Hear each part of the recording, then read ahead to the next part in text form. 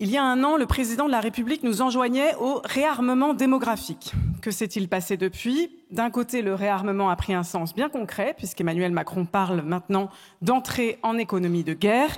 Et de l'autre, la natalité continue de plonger, surtout la France dégringole au 23e rang de l'Union européenne en matière de mortalité infantile, la honte. Comparer nos utérus à des armes au moment même où nous mettions l'IVG dans la Constitution, destinée comme avenir pour nos enfants le remplacement des maternités par les missiles, une mort sur un champ de bataille ou une planète devenue invivable, n'est pas propice, il faut le croire, à donner envie aux femmes d'avoir des enfants. Oui, aux femmes, c'est d'elles en particulier que je veux vous parler, car parler de natalité, c'est avant tout parler des femmes. Ce sont les mères qui payent le coût de la parentalité. Être mère a un coût, comme le souligne la note du même nom, réalisée par Lucille Peytavin et Lucille Quillet pour l'Observatoire de l'émancipation économique des femmes. Avoir un enfant, c'est certainement une grande source de joie et d'amour. Mais c'est aussi un travail qui use, qui coûte d'autant plus qu'il est invisible, gratuit et non partagé. Devenir mère aujourd'hui en France, c'est se retrouver seule avec son enfant, au mieux 28 jours après sa naissance, le plus souvent 11 jours, c'est-à-dire que c'est à cela qu'est réduit le congé paternité obligatoire. C'est pour une mère sur 6 faire une dépression postpartum, une dépression qui peut mener au suicide, première cause de mortalité maternelle en France.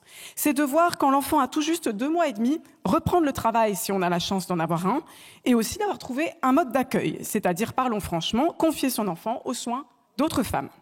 Être mère, pour 160 000 d'entre elles, c'est se retrouver sans mode d'accueil à l'issue du congé maternité. C'est être la variable d'ajustement de cette carence de services publics. 94% des congés parentaux sont pris par des femmes pour une somme ridicule. Face à cela, que fait le gouvernement ? Il annonce une réforme du congé parental, mais on ne sait toujours pas quelle sera la hausse d'indemnisation. On sait déjà qu'il sera considérablement raccourci au détriment des mères sans emploi et les plus précaires. Aucune trace, en revanche, d'un allongement de la part obligatoire du congé paternité. La mère assume seule les premiers mois, apprend le métier de parent seul, mais on nous fait croire qu'ensuite le père prendra magiquement le congé parental.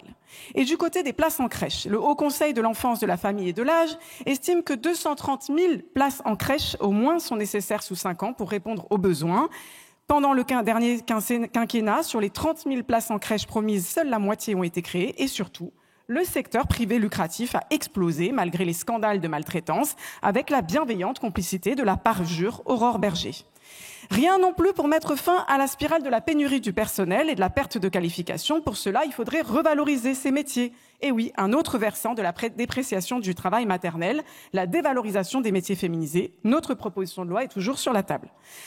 Être mère, selon l'INED, c'est voir sa rémunération baisser de 30% sur le long terme après l'arrivée du premier enfant. L'écart de salaire entre les femmes ayant des enfants et les hommes ayant des enfants se creuse dès l'arrivée du premier enfant pour atteindre 43% au troisième enfant. Même en équivalent temps plein, pour 3 enfants et plus, le salaire moyen d'une femme est près de 30% moins élevé que celui d'un homme. C'est vous dire si le monde du travail reste pensé par et pour des hommes. Devenir père, c'est faire statistiquement 2 heures de moins de travail domestique. Et oui, plus d'heures de travail rémunérées, et donc voir augmenter son salaire. Devenir mère, c'est récupérer 5 heures de tâches domestiques supplémentaires par semaine, le tout pour de modiques allocations familiales, et encore si on n'a plus d'un enfant. Avoir un enfant pour une femme, c'est à la fois devenir donc le travailleur parental principal et le travailleur salarié secondaire, économiquement dépendant, au risque de tomber dans la précarité en cas de séparation.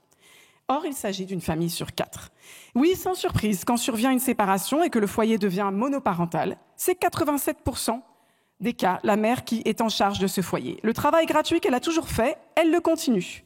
Mais pour une bonne partie d'entre elles, c'est souvent sans pouvoir avoir à côté un travail suffisamment rémunéré pour se loger et vivre dignement avec son enfant. C'est donc être exposé particulièrement à la précarité, ça a été montré par de nouveaux rapports. Mais être une mère isolée, c'est aussi être exposé au discours stigmatisant. C'est être suspecté de frauder, c'est se voir retirer l'ASF dès que l'on est suspecté de s'être remise en couple, comme s'il fallait toujours maintenir cette dépendance économique. La France insoumise a défendu la déconjugalisation de l'ASF, comme le préconisent nos rapporteurs, et macronistes et la droite l'ont refusé, mais on peut encore le refaire si vous le voulez. Pire, être mère isolée, c'est être suspecté d'aliénation parentale ou même condamné pour non-présentation d'enfant quand on a voulu protéger son enfant des violences de son père. C'est entendre dire après la séparation, parfois accompagnée de violences, que le lien de l'enfant avec le père est sacré, alors même que la société n'a rien fait pour favoriser ce lien dès la naissance de l'enfant. Être mère, et particulièrement isolée, précaire ou mère des quartiers populaires, c'est être taxée de mère défaillante quand son enfant rencontre des difficultés scolaires, des déboires judiciaires ou tout simplement se révolte légitimement contre les violences policières. Alors, je vais conclure là-dessus.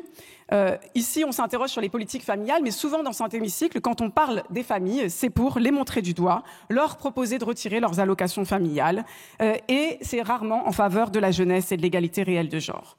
Ne vous en déplaise, les jeunes générations qui se lèvent, et tout particulièrement les jeunes femmes, ne sont pas prêtes à en rabattre sur la liberté et l'égalité. Si vous voulez que les jeunes filles d'aujourd'hui aient envie d'avoir des enfants, il faut garantir d'une part l'absolue liberté de choix d'en avoir ou pas, et d'autre part l'égalité absolue dans la parentalité et dans toute la société.